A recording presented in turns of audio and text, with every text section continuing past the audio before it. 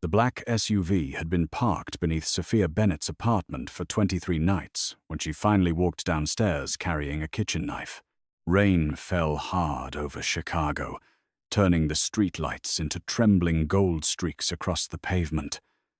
The neighborhood had gone silent except for water rushing through the gutters and the distant groan of an elevated train. The SUV waited across from her building exactly where it always did. Engine running, headlights off, windows dark. Every night, it arrived after Sophia finished teaching. Every morning, it disappeared before sunrise. It never followed her. No one ever got out, but someone was always inside. Sophia stood beneath the striped awning of her apartment building, her thick wool coat buttoned over a soft gray dress, her damp chestnut hair curling around her face. Her fingers tightened around the knife hidden inside her coat pocket. She was not naturally reckless. She spent her days teaching children who needed patience, routine, and predictable environments. She knew how to lower her voice during panic, how to sit on the floor without invading a child's space, and how to wait through silence until trust appeared. But for 3 weeks, the SUV had turned her own home into a question she could not answer. She stepped into the rain. The driver's door opened before she reached the curb. A man emerged slowly. He was tall enough to make the SUV look smaller, dressed in a black suit beneath a long, dark coat. Rain settled in his black hair. He had a severe, handsome face, a scar near his left temple, and eyes that seemed almost black under the streetlight. Sophia recognized him immediately. Everyone in Chicago would have. Luca Moretti, the head of the Moretti family, owner of hotels, shipping companies, private clubs, and enough politicians to make the newspapers careful with their wording. He was the man prosecutors had tried and failed to imprison for 12 years, the man whose enemies disappeared after meetings, the man whose name mothers whispered when they wanted reckless sons to remember fear, and he had been sitting outside Sophia's apartment every night. Her heart struck painfully against her ribs. Luca looked at the hand she kept inside her coat. A kitchen knife will not stop anyone sent to kill you. Sophia's fear sharpened into anger. So you admit someone wants to kill me? I admit the knife is poorly balanced. Why are you here? His gaze moved briefly toward the windows above them. Her windows. Then back to her face. If I stand here, he said, no one will dare come near you. Sophia stared at him through the rain. That is not an explanation. It is the only one you need tonight. He turned toward the SUV. Sophia pulled the knife from her pocket. Luca stopped. The blade trembled, but she held it out. Do not walk away from me. 2 men inside the SUV shifted. Luca lifted one hand without looking back. They stayed where they were. Sophia stepped closer. You have watched my building for weeks. You know when I come home. You know when my lights go out. You know enough about me to believe someone is coming. You will tell me why, or I will call the police. At that, something almost coldly amused entered his expression. The police already know I am here. Then I will call the press. That would be less convenient. For you, for everyone standing behind the windows pretending not to watch us. Sophia glanced upward. Curtains moved on 3 floors. When she looked back, Luca's attention had settled on her face with an intensity that felt more intimate than staring should have been. Not predatory. Not exactly. It felt like recognition. Like he had known her far longer than she had known him. What do you want from me? She asked. His jaw tightened. Nothing. No man sits outside a woman's home every night because he wants nothing. The rain thickened between them. Luca's eyes lowered for 1 second to the knife in her hand. Then he moved. Sophia barely saw him reach her. His fingers closed gently but firmly around her wrist. He turned the blade away from both of them without hurting her. The sudden closeness stole her breath. Rain clung to his lashes. A faint smell of smoke and cedar surrounded him. His face remained controlled, but a pulse moved hard in his throat. "You should not come outside alone," he said. "You are the reason I came outside." "Yes." "Let go." His grip loosened immediately. Sophia stepped back. The obedience unsettled her more than force would have. Luca looked toward the entrance to her building. "Go upstairs. You do not give me orders." "No." His voice lowered. "I give everyone else orders." A black sedan turned onto the street. Luca's posture changed. The shift was subtle, but Sophia felt it instantly. Every soft edge disappeared. His right hand moved beneath his coat. The SUV doors opened behind him, and 2 armed men stepped out. The sedan slowed. Sophia's fear returned in full. Luca placed himself between her and the road. The sedan continued past without stopping. Only when it disappeared at the next intersection did he look at her again. Inside. This time, Sophia obeyed. She entered the building, climbed 2 flights, and locked the door behind her. From her window, she watched Luca return to the SUV. He did not get inside. He stood in the rain beneath her apartment until dawn. The following afternoon, Sophia taught a 12-year-old boy named Noah how to play a simple sequence of 4 notes without becoming frustrated when his fingers missed the keys. The Bennett Music Center occupied the first floor of a converted church near Lincoln Square. The old sanctuary had been divided into small teaching rooms with soundproof glass walls. Colored lamps replaced fluorescent lights. Shelves held noise-canceling headphones, weighted blankets, textured music cards, and instruments designed for children with sensory sensitivities. Sophia had built the program slowly. She charged wealthy families enough to subsidize those who could not pay. She performed at weddings, restaurants, and community halls to cover rent. She had rejected offers from prestigious conservatories because none of them allowed her to teach children who communicated differently. She believed music mattered most, when applause did not. Noah frowned at the keyboard. "Again," he whispered. Sophia smiled. "Again." He played the 4 notes. The 3rd was wrong. His shoulders tensed. Sophia did not correct him immediately. She placed her hand beside his on the bench, not touching. "Do you hear the mistake?" He nodded. "Does it make the music bad?" Another nod. "No." She played the sequence, including the wrong note. "It makes the music unfinished." Noah looked at her. "Unfinished is not broken." He tried again. This time, every note was right.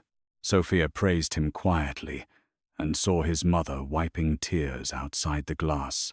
At 5, the final student left. At 5 to 10, Sophia found an envelope beneath the front door. No stamp, no name. Inside was a photograph of her apartment building taken from across the street. A red circle had been drawn around her bedroom window. On the back, someone had written, "He cannot watch you forever." Sophia's hands went cold. A sound came from the rear hallway. She turned. The lights went out. The building fell silent. Sophia reached for her phone. No signal. The rear door opened. Footsteps crossed the old sanctuary. Slow, measured. Sophia backed toward the piano. A figure appeared beyond the glass partition, wearing a dark hood and gloves. The man moved toward her classroom. Sophia grabbed the heavy brass metronome from the piano. The door handle turned. Then the window behind the intruder exploded inward. A man in black came through the broken glass and struck the attacker before he could enter. They crashed into a row of chairs. Sophia heard bone break. The intruder reached for a gun. A second figure seized his arm. Luca Moretti stepped through the darkness. He wore no coat, only a black shirt and trousers. His face was calm as he took the gun, drove the attacker against the wall, and pressed the barrel beneath his chin. "Who sent you?" The intruder smiled through blood. "You already know." Luca fired into the wall beside his head. The sound was deafening. Sophia flinched. Luca did not look away from the man. "You entered her school. She isn't yours." Something terrible entered Luca's eyes. He lowered the weapon. For one moment, Sophia thought he would kill the man. Instead, he turned to his men. Take him alive. The attacker was dragged toward the shattered window. Luca looked at Sophia. His gaze moved over her face, shoulders, hands, checking, counting injuries that were not there. You were supposed to be home. Sophia stared at him in disbelief. This is my workplace. The last student left at 5. How do you know that? Silence. The broken glass glittered on the floor between them. Sophia held up the photograph. Did you know about this? Luca took it. His expression became still. Yes. Anger rose through her fear. You knew someone was threatening me, and you decided to sit outside my apartment instead of telling me. I decided panic would make you easier to move. Move where? My home. She laughed once. Without humor. I am not moving into a mafia boss's house. You are not staying here. You do not own this building. I do as of 4 this afternoon. Sophia's mouth fell open. You bought my music center?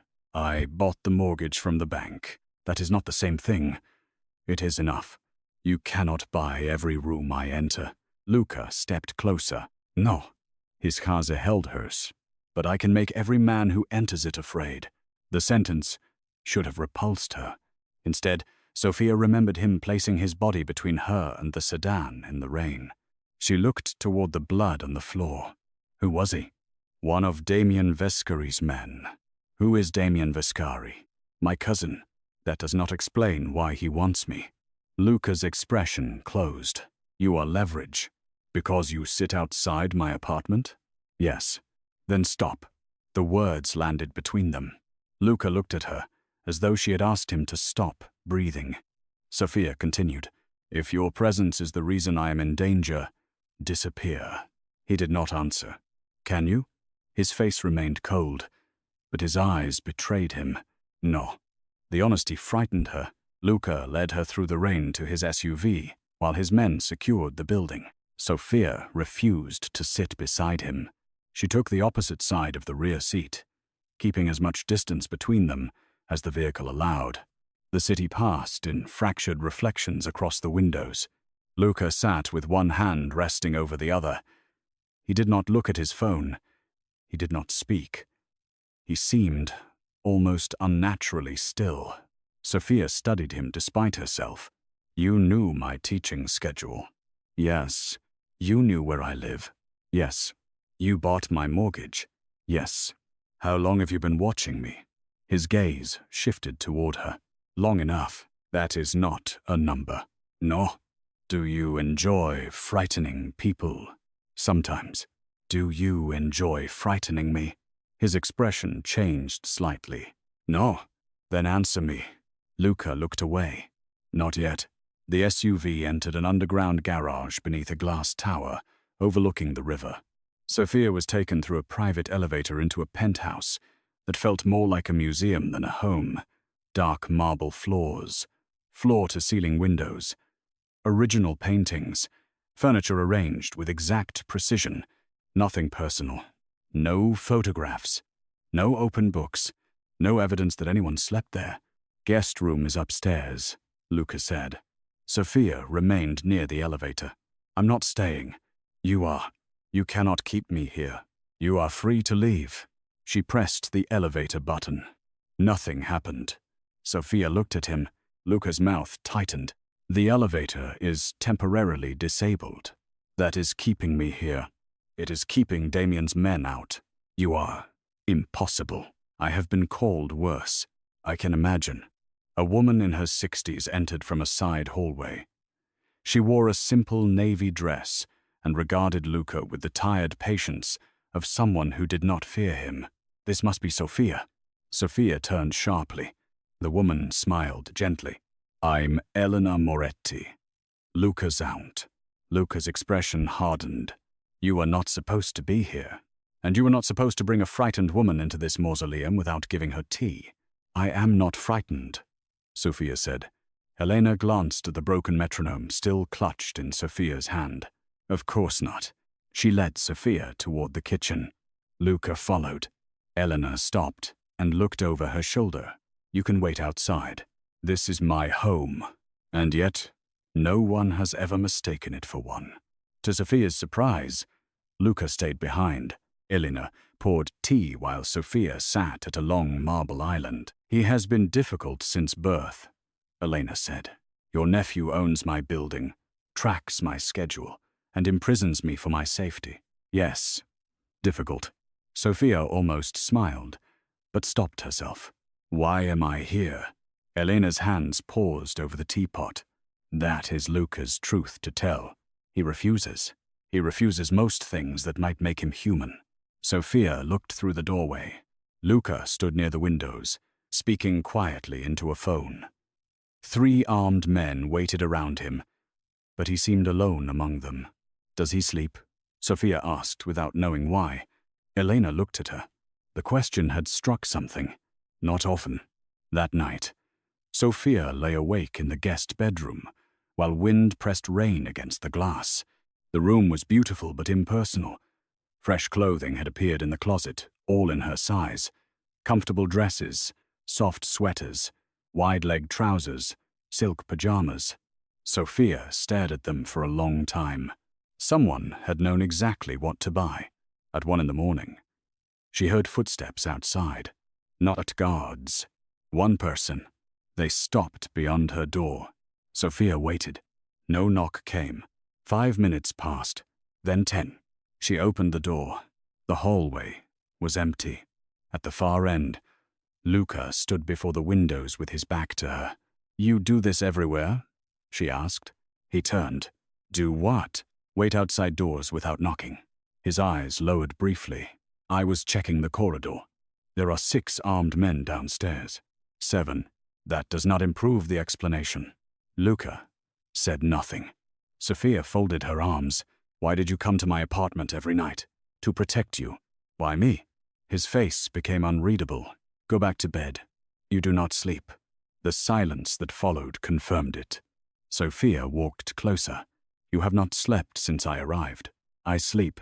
When necessary. That is not how sleep works. For me, it is."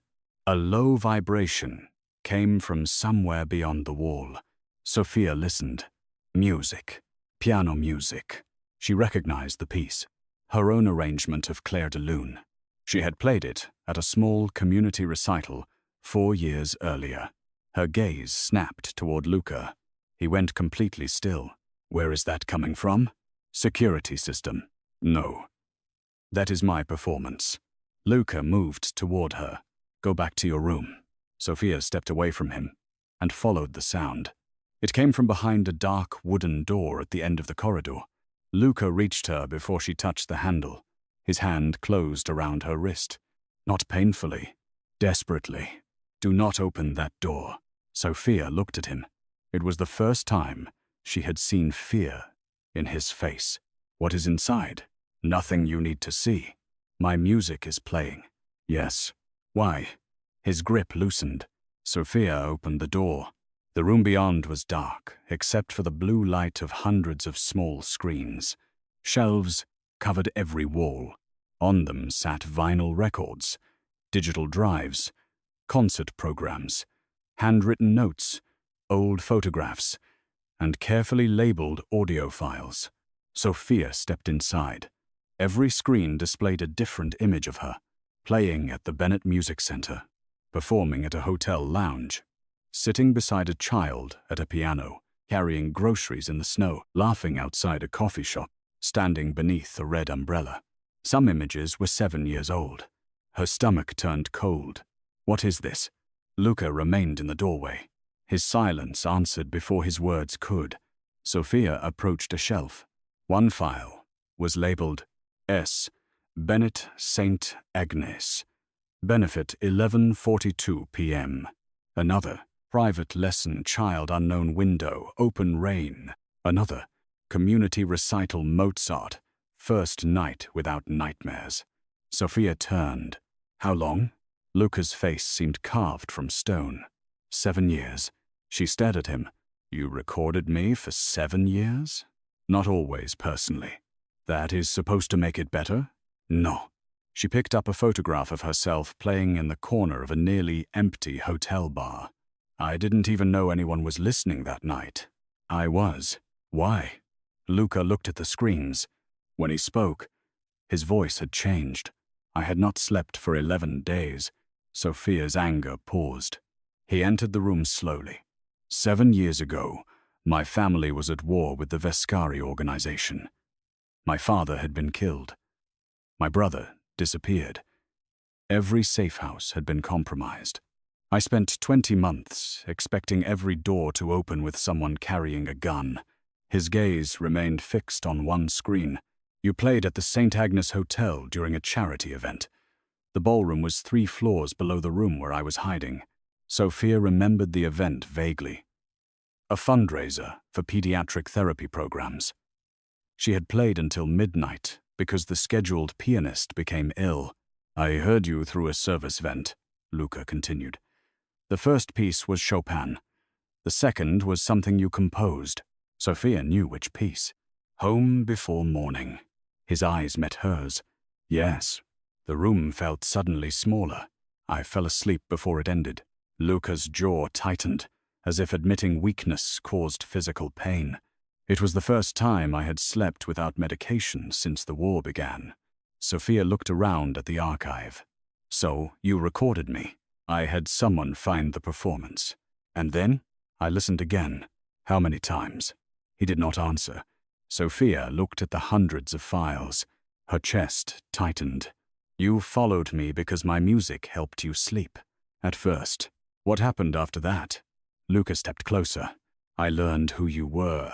His voice lowered. I learned you taught children other schools rejected. I learned you performed in empty restaurants to keep the center open.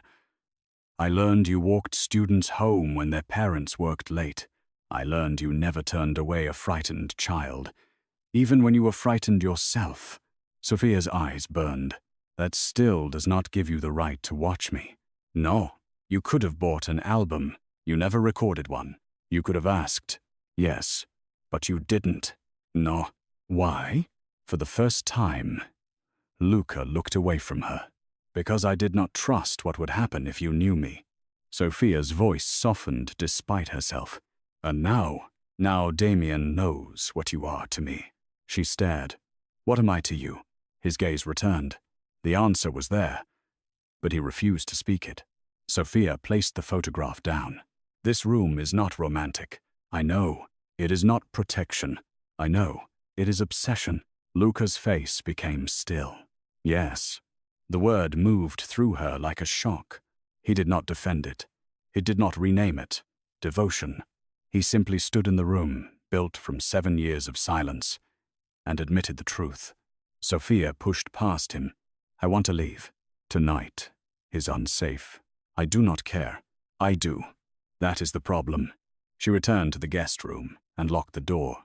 Outside, Luca waited without knocking. At dawn, Sophia found him sitting on the floor against the wall. His head rested back. His eyes were open. She looked down at him. You stayed here all night? Yes. Why? Because you were angry. That is not an explanation. It is the one I have. Sophia should have shut the door. Instead, she noticed the exhaustion beneath his eyes. Not ordinary tiredness. Something deeper. A man being slowly hollowed out by his own mind. Did you sleep? No. She hesitated. Then she opened the door wider. There is a piano downstairs. Luca's gaze sharpened. I know. Sit in the room. Do not speak to me. He rose. Sophia walked to the music room overlooking the river. A black Steinway stood beneath the windows. It was perfectly tuned and completely untouched. She sat at the bench. Luca remained near the doorway. Closer, she said.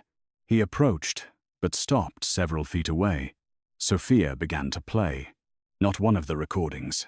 Something new.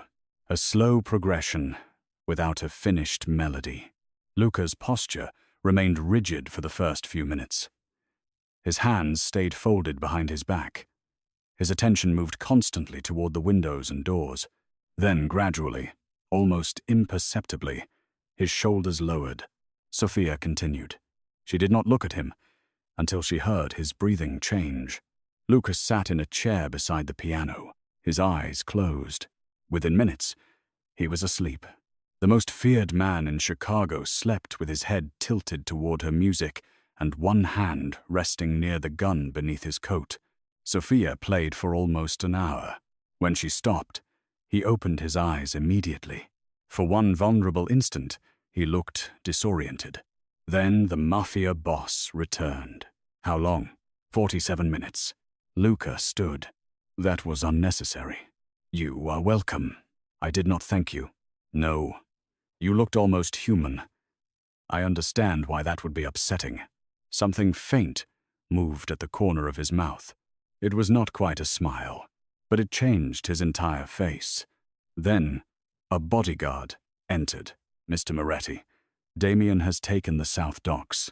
Luca's expression froze. How? He had inside access. Who? We do not know. The guard glanced at Sophia. Luca followed the look. The softness disappeared. Move her to the safe house. Sophia rose. No. Luca ignored her. 2 vehicles. No predictable route. I said no. His gaze snapped to hers. This is not a negotiation. It is my life. Damien has declared war. That sounds like your problem. He will make it yours. Then tell me everything.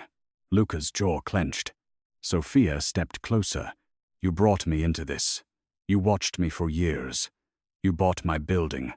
You imprisoned me in your penthouse. You do not get to demand trust while giving me nothing. The bodyguards looked away. No one spoke to Luca Moretti like that. Sophia held his gaze. Finally, Luca dismissed the room with one movement of his hand. When they were alone, he said, Damien was my cousin and my father's most trusted lieutenant. During the war, he controlled intelligence. After my father died, he convinced me the Vescari family had ordered the assassination. And they didn't? I no longer know. Sophia listened. Damien benefited from every death. My father, my brother, 3 allied leaders. The longer the war continued, the more power he gained. And you trusted him. Yes. Why does he care about me? Because I did not have a weakness until he found you. Sophia's pulse quickened. You keep calling me that. I do not. Your men do. Your enemies do. Everyone around you looks at me and sees a place to hurt you. Luca stepped closer. They are wrong. Are they? Silence. Sophia's voice lowered. What happens to you if I disappear? His eyes darkened. Do not ask me that. Why? Because I will answer. The danger in his voice was not directed at her. It was directed at the entire world. Before Sophia could respond, the penthouse windows exploded. Gunfire tore through the glass. Luca crossed the room in a single motion and threw Sophia to the floor beneath him. Bullets ripped through the walls. His body covered hers completely. She felt his hand around the back of her head. His heart beat hard against her chest. Armed men returned fire from the hallway. Luca drew his pistol and fired over the overturned sofa. East roof, he ordered. 3 shooters, 1 drone. Sophia clung to his coat. You are bleeding. A line of blood ran down his neck from broken glass. It is nothing. The drone struck the windows. The explosion lifted the room. Sophia remembered heat, falling glass. Luca's arms tightening around her. Then darkness. When she opened her eyes, smoke filled the penthouse. The fire alarm screamed. Luca was carrying her. His white shirt was red across one shoulder. Put me down. No, you're hurt. No, you are literally covered in blood. Most of it is not mine. That did not reassure her. He carried her through a private stairwell while armed men surrounded them. Emergency lights flashed red across the walls. At the parking level, 4 black SUVs waited. Luca placed Sophia inside the center vehicle. Before he could follow, a bullet struck the door. He turned, fired twice, and pulled himself into the SUV. The convoy accelerated through the garage as explosions followed behind them. Sophia looked at his shoulder. Glass had cut deeply through his shirt. "Take off the jacket." "No. You will bleed through it. I have been worse. That does not make this good." She reached for him. Luca caught her wrist. Their faces were inches apart. The car moved violently beneath them. His eyes dropped to her mouth. For one suspended second, neither breathed. Then he released her. Sophia pulled off his coat and pressed a folded cloth against the wound. Luca's hand closed over hers to hold it in place. The contact was firm and warm. "You came back for me," she said. His expression hardened. "I never left." The safe house stood on a stormy stretch of shoreline north of the city. It was less a house than a fortified villa built into black rock above Lake Michigan. Snow moved across the grounds. Armed guards watched the cliffs and forest. Sophia was given a bedroom overlooking the water. Luca occupied the room across the hall. For 2 nights, he did not sleep. Sophia knew because she heard him pacing. On the 3rd night, she found him in the kitchen at 3 in the morning, standing in darkness with a glass of water he had not touched. "Nightmare?" she asked. "No." "You were shouting." His face closed. Sophia leaned against the doorway. "You called someone's name."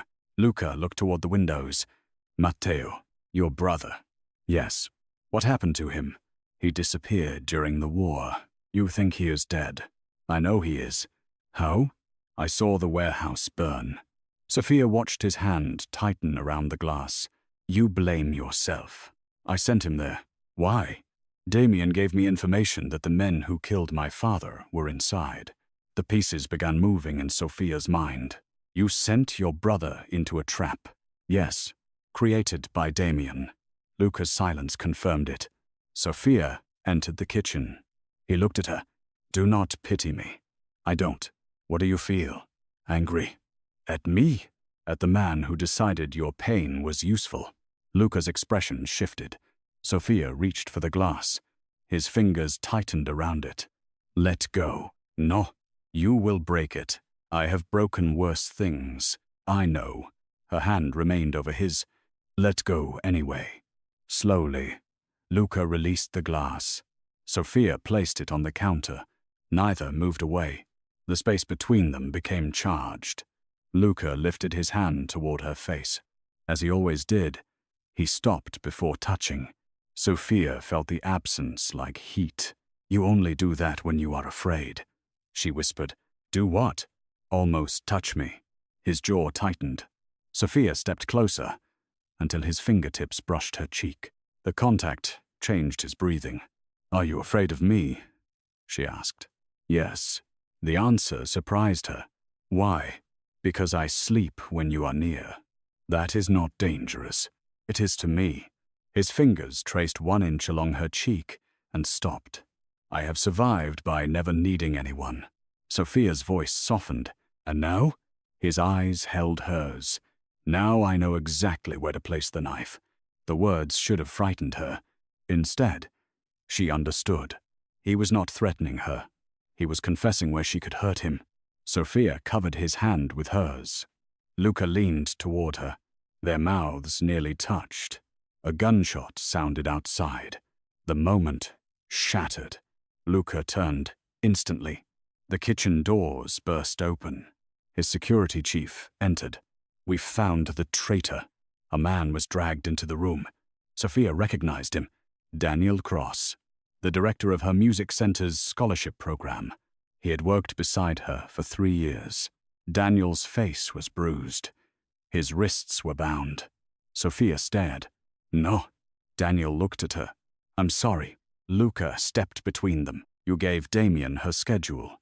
Daniel's eyes filled with shame. "He had my daughter." Sophia's anger faltered. "What?" Daniel looked at her desperately. "My daughter was born before I met you. Her mother took her to New York. Damien found them. He said he would kill her unless I gave him access to the center." Luca's voice was cold. "You could have come to me. I was afraid of you." "You should have been more afraid of him." Sophia moved around Luca. "Where is your daughter now?" Daniel began to cry. "I don't know." Luca looked toward his men. "Take him downstairs." Sophia blocked them. No? Luca's gaze sharpened. He betrayed you. He was trying to save his child. He placed you in front of a gun. And Damien placed him in an impossible choice. Luca stepped closer. Compassion does not erase consequences. No. But consequences do not require cruelty. Daniel stared at Sophia, as though she were the only person left in the world. Luca's expression became unreadable. What would you have me do? Find the girl. And him? Keep him alive until she is safe. Luca looked at Daniel. You owe your life to her. Daniel lowered his head. I know. Hours later, Luca's men located Daniel's daughter in a motel outside Milwaukee. She was alive. The rescue team also found something else. A prisoner hidden in the room next door, Luca Moretti. Luca's brother had been alive for 7 years. When they brought Matteo to the villa, he could barely walk. He was thinner than Luca, with gray in his dark hair and scars across both wrists. His left leg had healed badly from an old fracture. Luca stood in the entrance hall as his brother was carried inside. Neither spoke. Matteo lifted his head. You took your time. Luca's face broke. Not visibly to anyone who did not know him, but Sophia saw it. The rigid set of his shoulders collapsed. His breath left him. The man who commanded armies became a younger brother again. Luca crossed the room and caught Matteo before the medics could lower him. For 1 second, they simply held each other. Then Luca pulled away. Why did Damien keep you alive? Matteo's expression hardened. Because he needed my signature. For what? To inherit the legitimate companies if you died. Luca looked at Sophia. Matteo followed his gaze. Understanding entered his face. So she is the pianist. Sophia went still. You know about me? Matteo laughed weakly. He played your recordings in every safe house. Luca's expression turned dangerous. Enough. No. Matteo looked at Sophia. When he could not sleep, he listened to you. When he became convinced everyone was betraying him, your music was the only thing that stopped him from killing the wrong people. Sophia looked at Luca. He stared at his brother with warning. Matteo continued, he did not just survive because of your music. Other people survived because of it too. The revelation settled heavily in the room. Later, Sophia found Luca standing alone in the abandoned chapel attached to the villa. Snow pressed white against the stained glass windows. Candles burned along the stone walls. He had removed his jacket. His shoulder was bandaged. You should be with your brother, she said. He is sleeping, and you are not. No. Sophia approached. You never told me he might be alive. I did not believe it. You blamed yourself for 7 years. Yes, Damien wanted that. Yes. Luca turned toward the altar. He knew grief would make me predictable, and my music interrupted that. His eyes shifted to her. You made silence possible. Sophia's throat tightened. You should have come to me. I know. You should have asked before recording me. I know. You should not have watched me for years. I know. Stop agreeing with everything. What would you prefer? I would prefer to understand you. Luca faced her fully. You will not like what you understand. Let me decide. He looked at her for a long moment. Then he said, the night I first heard you play, I had a gun in my hand. Sophia did not move. There was a man kneeling in front of me. I believed he had betrayed my father. I intended to kill him. Luca's gaze lowered. Your music came through the wall. I waited for the song to end. What happened? The man confessed that Damien had ordered him to lie. Sophia absorbed the meaning. If you had not waited, I would have killed an innocent man. The chapel became very quiet. Luca's voice roughened. Every time I listened after that, I remembered that rage could be wrong. Sophia stepped closer. Is that why you protected me? At first. And after? His gaze moved across her face. After, I knew the way you laughed when Noah played his first full song. I knew you ate dinner standing at the kitchen counter when you were tired. I knew you cried after parents thanked you because you believed you had not done enough. Sophia's eyes burned. I knew men looked at your body and assumed softness meant weakness. I knew they were wrong. He came closer. I knew you walked alone at night because you refused to live afraid. His voice lowered. And I knew I was becoming the thing you should fear most. Sophia held his gaze. Were you? Yes. Are you now? Luca's face revealed nothing. Sophia reached for him. Her fingers touched his scar. He closed his eyes. The most dangerous man in Chicago leaned into her hand as though no one had ever touched him without fear. When he opened his eyes, the coldness was gone. Sophia. She kissed him. For one breath, Luca did not move. Then his restraint broke. His hand closed around her waist, drawing her against him with a force that made the candles tremble in her vision. The kiss was deep, desperate, and years too late. Sophia felt the discipline in him fighting the need to hold tighter. He pulled back first. His forehead rested against hers. This changes nothing. It changes something. You are still in danger. So are you. I was born in danger, and I was born with free will. Luca's hand tightened at her waist. You should leave when this ends. Do you want me to? His silence answered. Before she could speak, the chapel doors opened. Matteo stood there with a cane. Damien is moving tonight. Luca released Sophia but remained close. How do you know? Because he never wanted the docks. He wanted you away from the city. Matteo looked at Sophia. He wants the music center. Her stomach dropped. The children. There is a recital tonight, Matteo said. Sophia's face went cold. 30 children and their families were already gathering at the Bennett Music Center for the winter showcase. Luca took out his phone. Evacuate the building. Sophia grabbed his arm. Do not cause panic. Some of those children cannot tolerate sudden sirens or armed strangers. Luca looked at her. Then tell me how. They returned to Chicago in a convoy of black SUVs moving through snow. Sophia called the music center and instructed the teachers to move the recital into the old basement theater under the pretense of a heating failure. Luca's men quietly secured surrounding streets. By the time they arrived, the neighborhood appeared empty. Too empty. Luca saw it first. Stay in the vehicle. Sophia looked toward the music center. A small figure stood behind the glass door. Noah. He was alone. Sophia opened the SUV door. Luca caught her. No, he is inside. It is a trap. He is 12. I know. She turned toward him. You cannot ask me to become someone who leaves him there. Luca's expression hardened with fear. I will get him. Noah does not know you.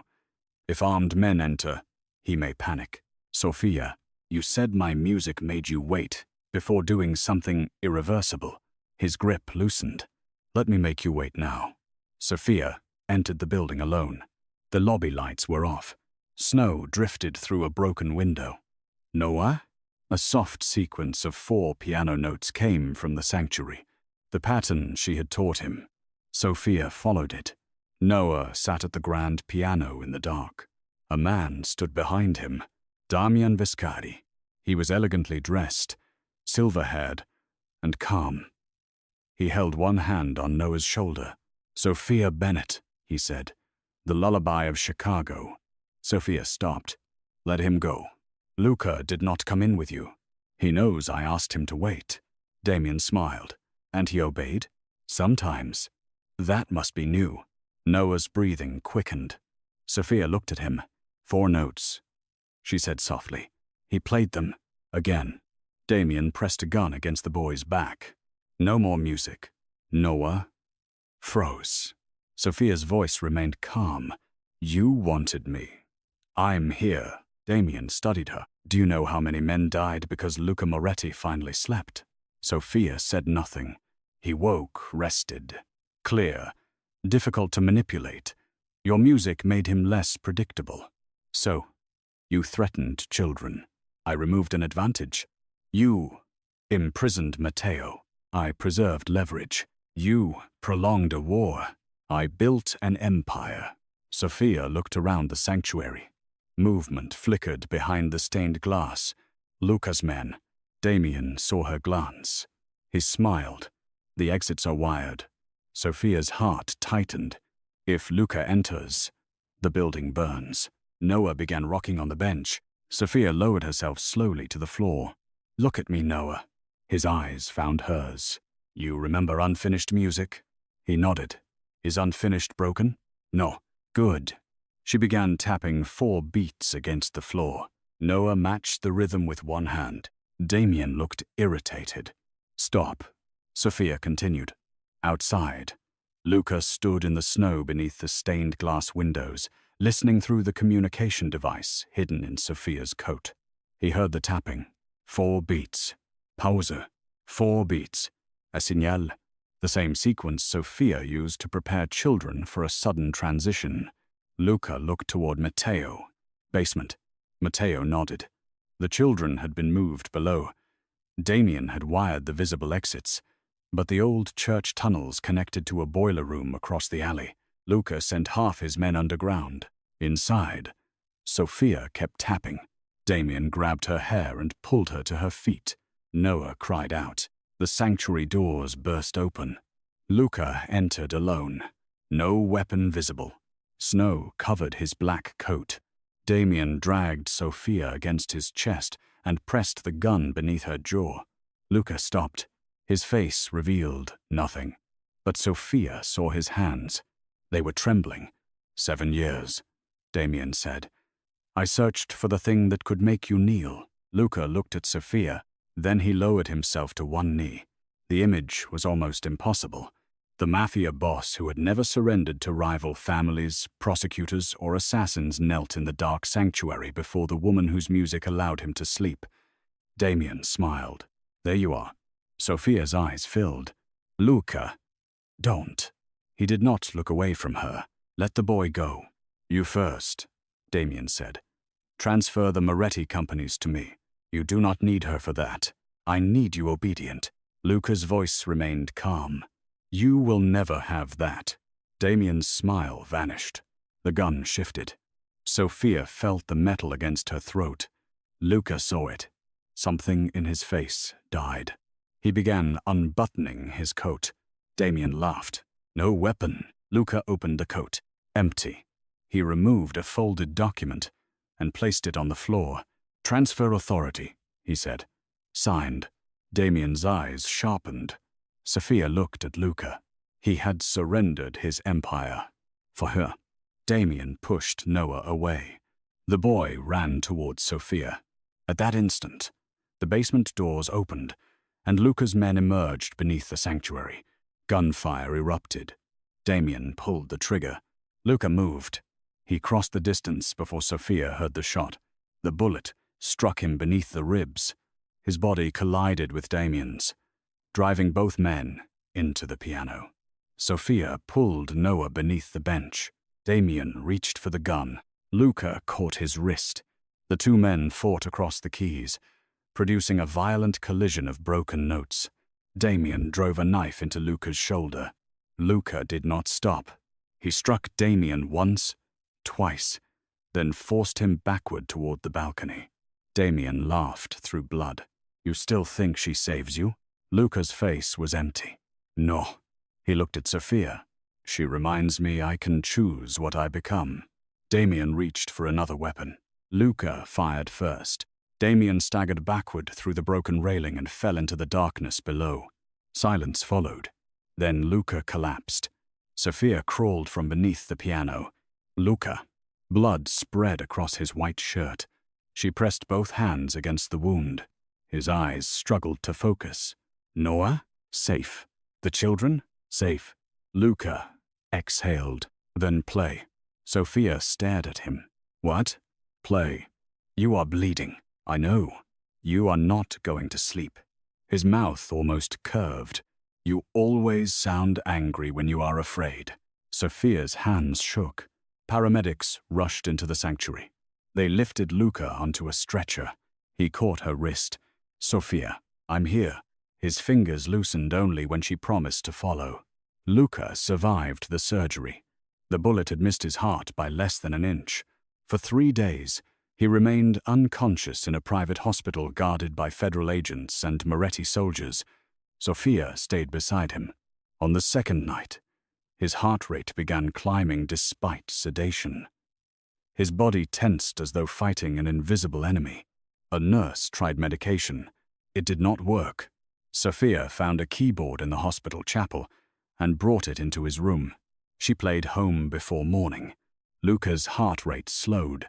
By the final movement, his breathing became steady. He opened his eyes before sunrise. Sophia stopped playing. Luca looked toward her. "You changed the ending. The old one was unfinished." "Was it broken?" She smiled through tears. "No." He lifted his hand. Sophia took it.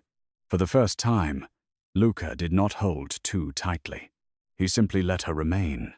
Damien's death ended the war, but the truth that followed nearly destroyed the Moretti organization.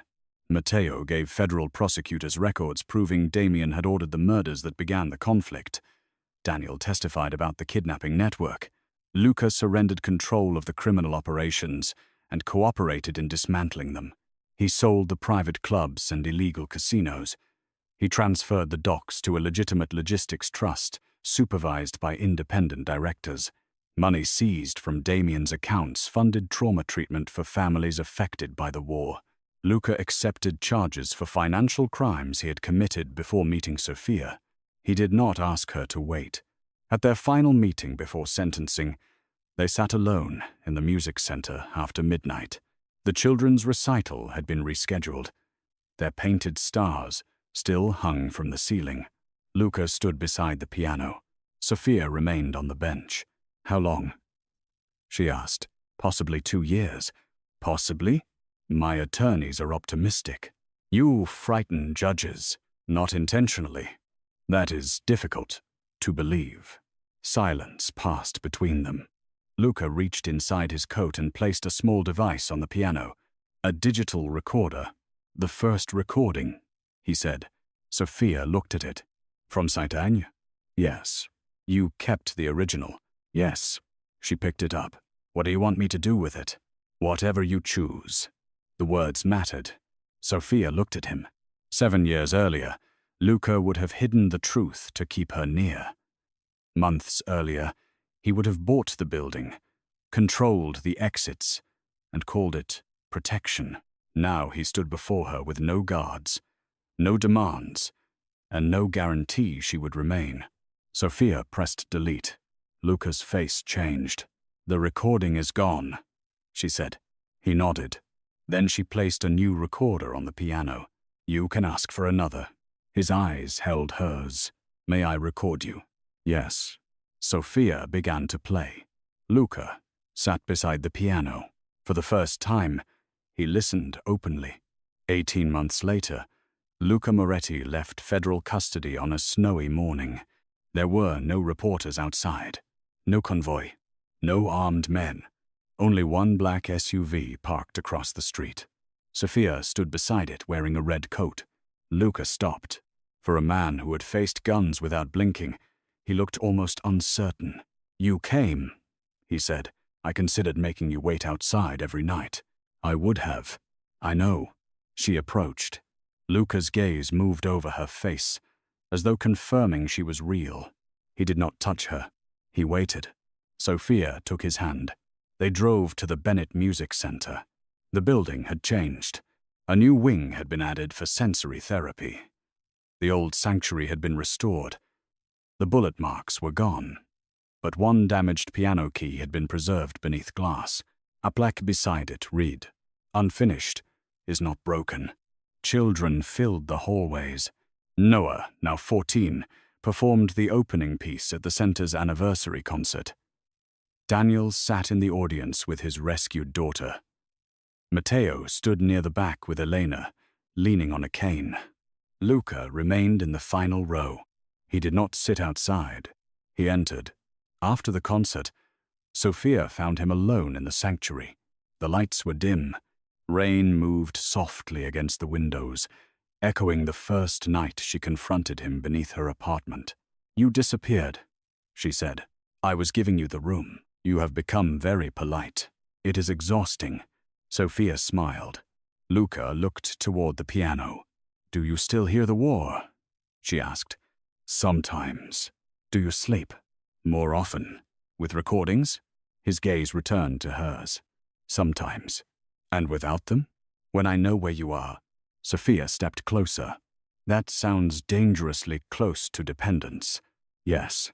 She appreciated that he no longer denied it. Luca reached inside his coat. He removed a small black box. Sophia's heart changed rhythm. He did not kneel immediately. Instead, he stood before her with the same stillness he had carried under her apartment window. I spent years believing protection meant watching from darkness, he said. I believed loving you meant controlling every danger before it reached you. His voice remained steady, but his eyes did not. You taught me that standing beside someone is not the same as standing over them. Sophia's throat tightened. Luca opened the box. Inside was a simple gold ring, shaped like two musical lines meeting. I do not want to watch your life from across the street. He lowered himself to one knee. I want to be invited inside. Sophia laughed softly through tears. You rehearsed that for 11 nights. Did you sleep? No. Terrible strategy. I had no music. She held out her hand. You could have asked. Luca looked up at her. Sophia Bennett. May I spend the rest of my life asking instead of assuming? Her eyes filled. Yes. He placed the ring on her finger. Then he rose and waited. Sophia touched his face. Only then did he kiss her. Months later, they married in the restored sanctuary of the Bennett Music Center. No crime bosses attended. No politicians demanded photographs. The front rows belonged to children and families whose lives Sophia had changed. Matteo stood beside Luca. Noah played Home Before Morning as Sophia walked down the aisle in a soft ivory gown that honored every curve she had once been told to hide. Luca watched her approach with the same intense stillness that had once frightened her, but there was no darkness between them now. When Sophia reached him, he offered his hand. He did not take hers until she placed it there. The vows were quiet. Luca promised never to confuse fear with devotion again. Sophia promised not to treat his wounds as proof he was incapable of healing. When the officiant told Luca he could kiss his bride, he looked at Sophia first. May I? She smiled. Yes. The sanctuary filled with applause. That night, long after the guests left, Sophia returned to the piano. Luca stood near the doorway. Old habits. She lifted an eyebrow. You can come closer. He crossed the room and sat beside her on the bench. Sophia began playing the unfinished melody she had created the first night he slept in front of her. This time, Luca added one note with his right hand. It was wrong. Sophia looked at him. He looked almost offended. That piano is defective. Of course. She played the sequence again. Luca tried once more. The note was right. Outside, rain moved over Chicago. Across the city, the street beneath Sophia's former apartment remained empty. No black SUV waited beneath the windows. No dangerous man watched from the darkness. He no longer needed to. For years, Luca Moretti had believed Sophia's music was the only thing that could make him sleep. In the end, he discovered the deeper truth. It had never been only the piano. It was the woman at the keys. The woman who could look directly at the darkness inside him without surrendering her own light. The woman who taught him that love was not standing outside forever, protecting someone from a distance. Love was knocking, waiting, and being grateful when the door finally opened.